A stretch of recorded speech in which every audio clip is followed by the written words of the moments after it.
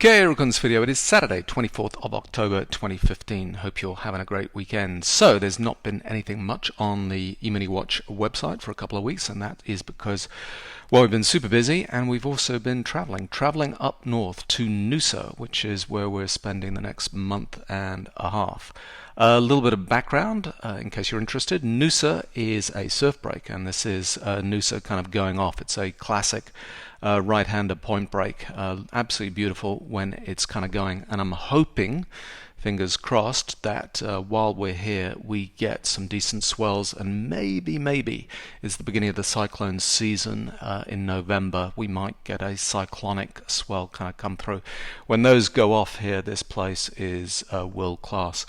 Anyway, so we got out of Sydney, Manly Beach, which is where we stay. Summertime gets really busy. Every man and his dog seems to be down in the water on the beach and so on, so we decided to kind of head north, and there's a couple of spots on the way north that are just beautiful. If you ever get the chance to, and you're into surfing and you like Australia, want to come visit, head up to Byron Bay, and then there's a place called Kira Point, and then keep going north and you get to Noosa. Noosa is about 2 hours or so north of Brisbane.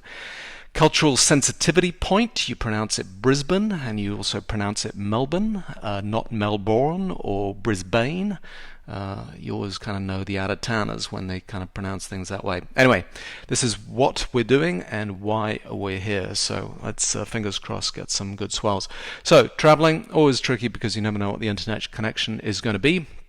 When we checked in the other day here, I tested the speed on my Wi-Fi checker, and it was 0.25 megabits per second, which is just crazy slow. It's like, why do you even bother? And it frustrates me that, particularly in places where you're trying to encourage people to stay year-round, that they can't work at a distance with this decent internet connections.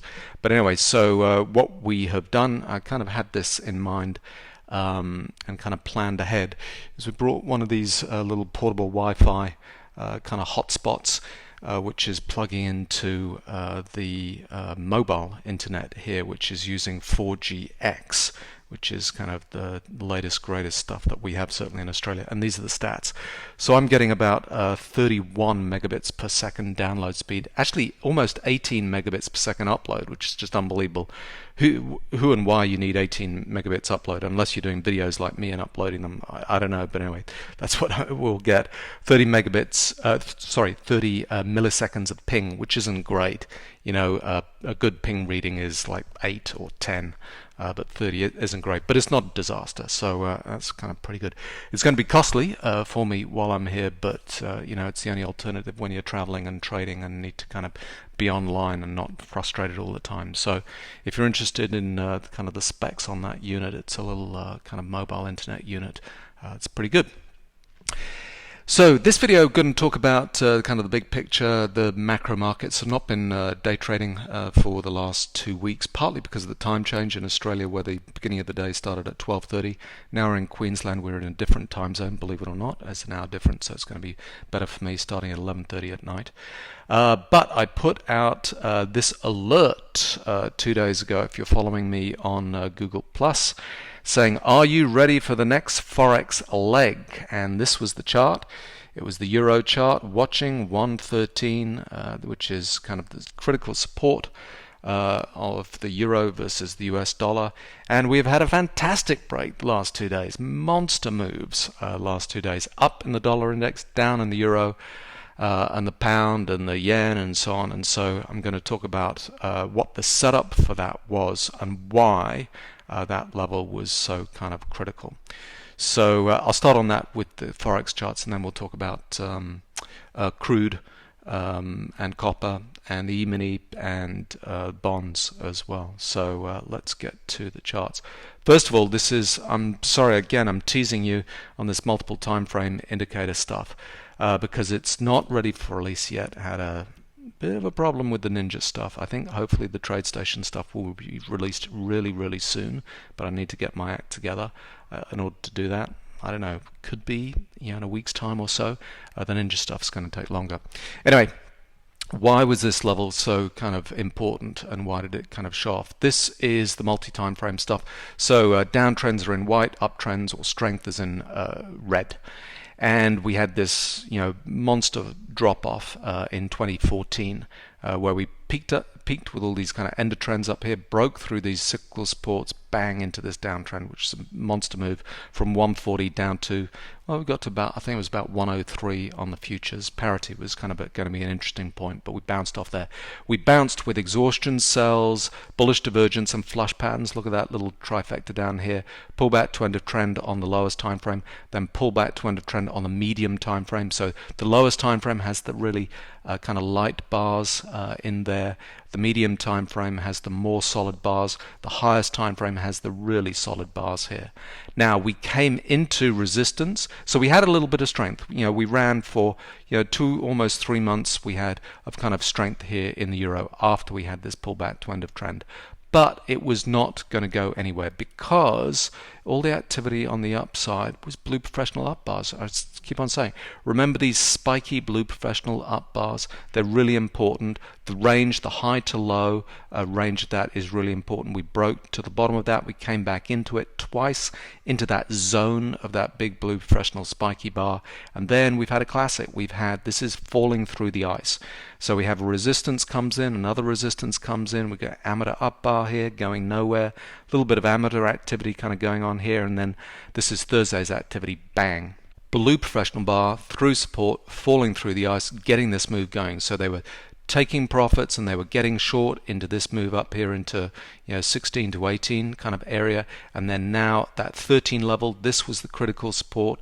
113, I was saying that's the level we need to watch, and when it broke through, bang, did it break. So big break kind of going on there. Now where is this going? We've got to finish this thing off with a pullback to end of trend on the highest time frame. So we're still stuck in this kind of zone where we're below support on this highest time frame. So this thing's got a long time to run before we put in pullback to end of trend. The next place on the way down is going to be critical support over here at kind of 106, I suppose. Whatever that level is, I'm not even sure. Yeah, 105, 106. But this, because we've broken through a support on this intermediate time frame, that's got to run pullback to end of trend. So it was a big downtrend 2014. We had a little bit of strength kind of going on here for a couple of months, and then we've broken through this 113 level. The last time I was talking about this, I was saying 111 was important support. If we broke that, that would be the next signal of the next downtrend. And no, we didn't have that. It held for that time period, then we kind of bounced up to a resistance, and then we came into an intermediate time frame support on the intermediate time frame, and then we broke through that instead. So this was the period of strength that we've had in the euro, and now we've broken into a downtrend again on the euro. So I'm expecting all the currencies to kind of keep going in that direction, all of those kind of non-USD currencies to weaken at different rates. I think the euro and the pound are looking bad, but the Aussie and the Canadian, the commodity currencies aren't looking quite so weak, but they will kind of trend down. Now the flip side of that is an uptrend in the dollar index. So again, looking at the multi-time frame stuff, this is 2014. We bottomed in the dollar index, and then we went for this really strong rally. And we finished off with exhaustion patterns, bearish divergence, pullback to end of trend on this lowest time frame, and then we went pullback into trend on the intermediate time frame. So I'm looking at that's a really weak, a light bar in terms of the boldness of the bar, pullback to end of trend. Then it's a bolder bar, that's the intermediate time frame, pullback to end of trend. Then we got a little bit of weakness kind of going on here, just like the flip side of the euro chart for the last couple of months, a little bit of weakness in the dollar index, but we've had a triple support come in here. So can you see this?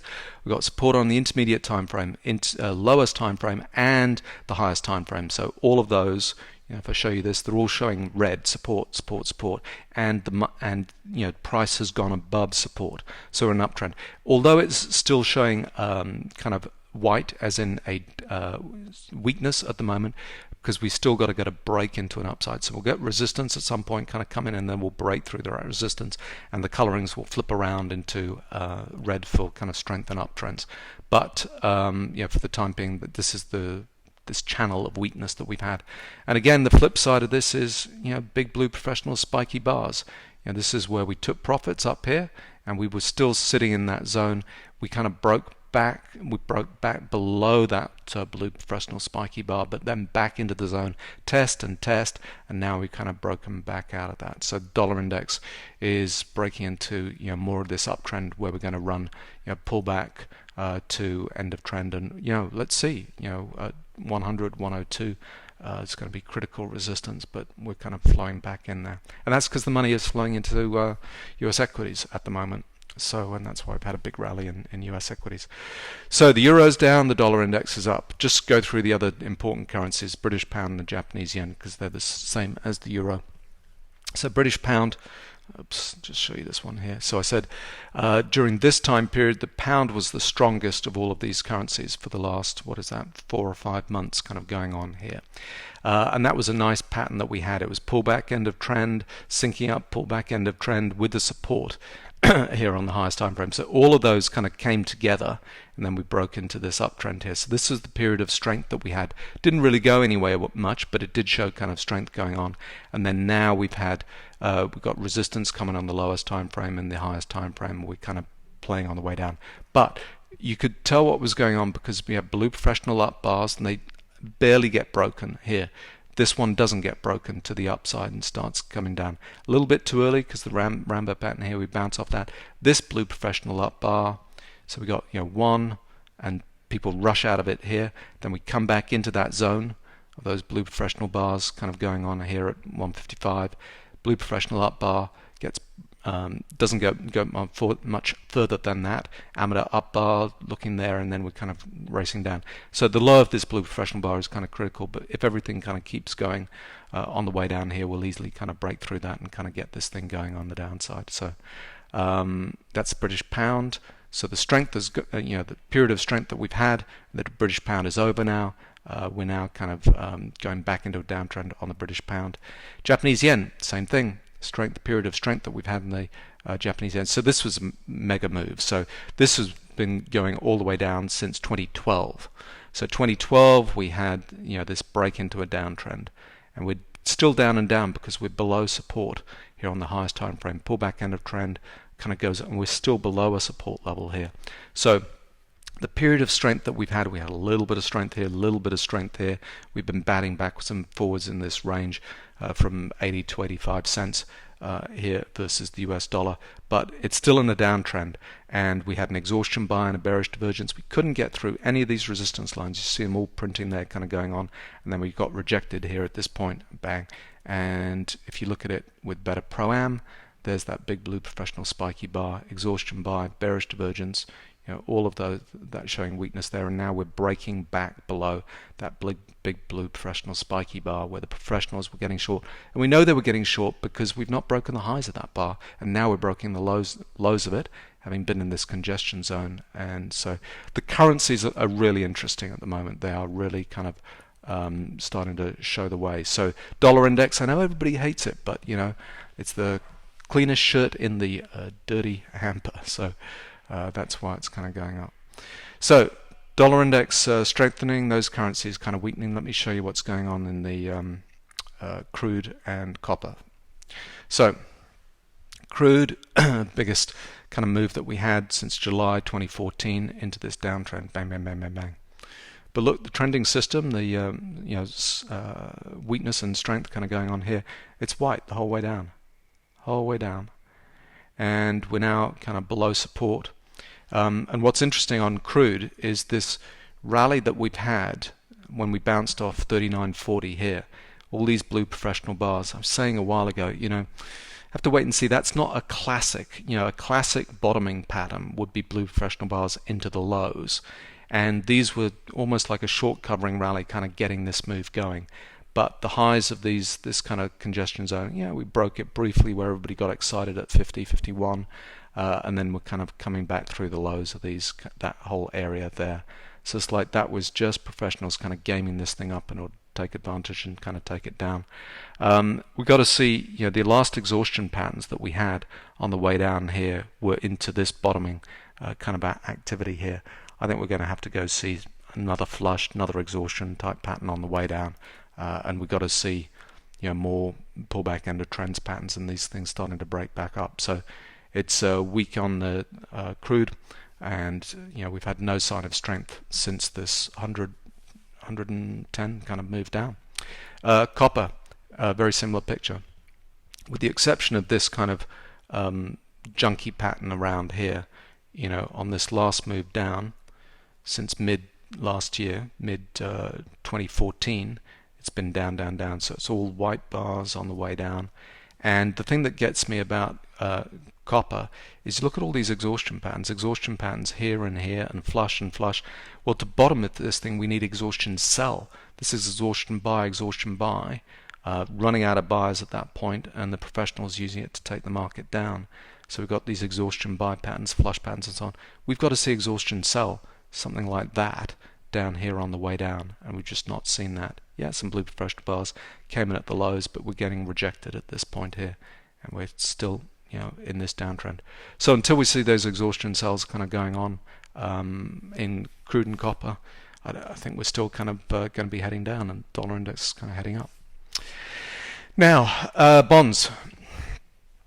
Bonds is tricky. I mean, it'd be nice to kind of be right on the direction of bonds. They've been continuing to be in this uptrend. During 2014, that was that kind of monster move, and then we had this weakness after pullback, end of trend, exhaustion buy, bearish divergence comes in, and then we've been finding some support here and then bouncing off that. But on the 30-year, you can see these important levels, particularly with these spikes at this point here. Let me show you that on this chart.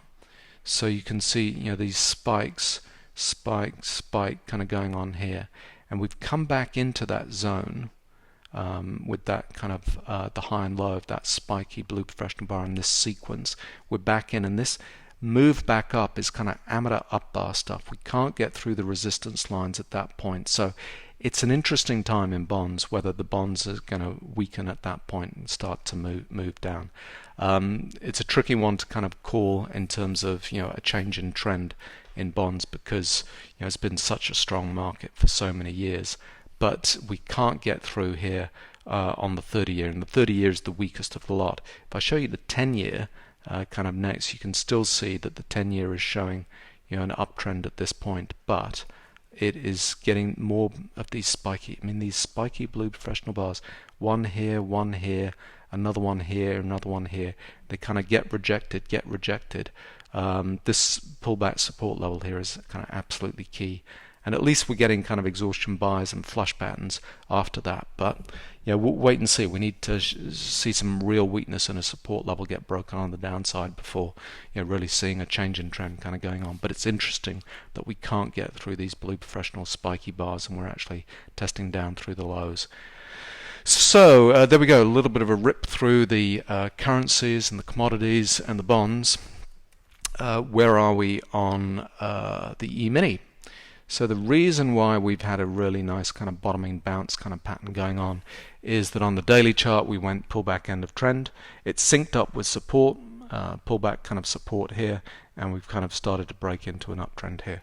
On the way down, what we had was blue professional exhaustion sell, picking up these lows. We test it with a bullish divergence right on the zero line here, and then we kind of backed away from there. But let me just turn this indicator on so you can see what I'm looking at. The next, we'll have a resistance point plot at some point, because these two lines, I'm probably giving you way too much confusing stuff on this video, so I do apologize, particularly if you can't actually look at these indicators yourselves. But anyway, it is what it is. This is the multiple time frame version of Better Sign, where you just have all three on the chart at the same time.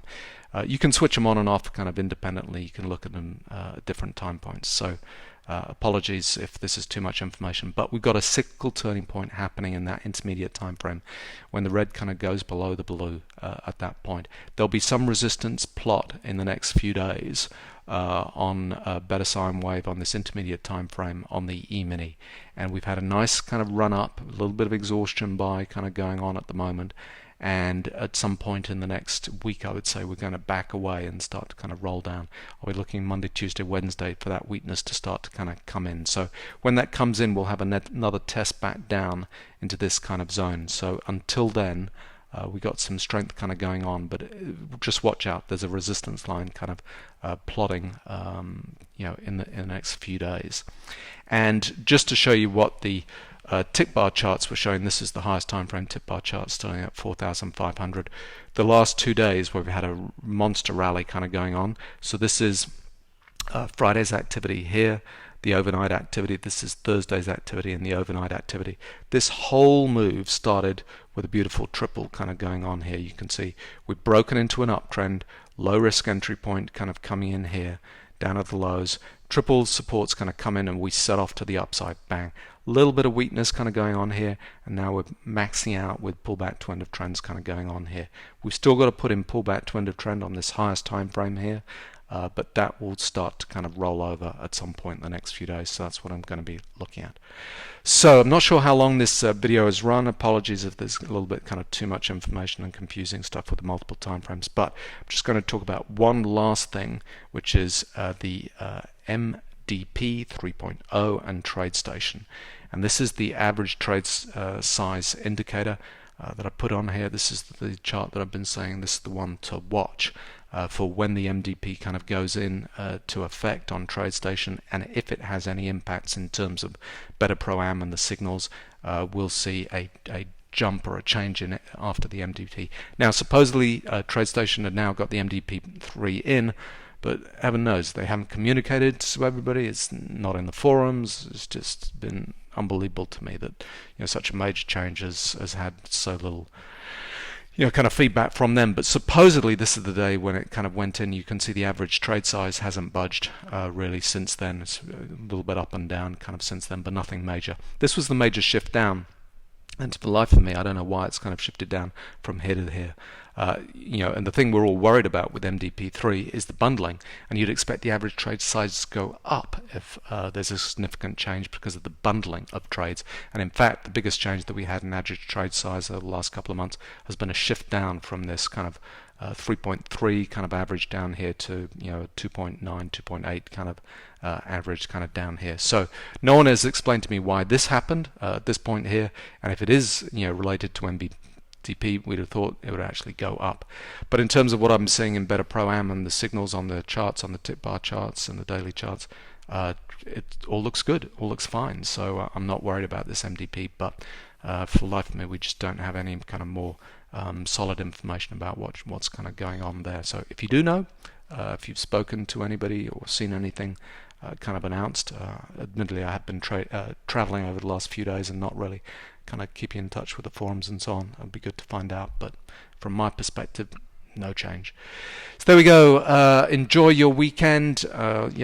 Continued strength in the dollar index is what I see kind of going on, and at some point in the next week we'll have a turn, maybe kind of early-ish. We'll have a little bit of weakness in the euro, in the E-mini, maybe Monday into Tuesday, a little bit of a sell-off, and then some weakness kind of coming in for a few days because it's been a nice little run-up on the upside. So hope your trading is going well, and looking forward to next week's trade.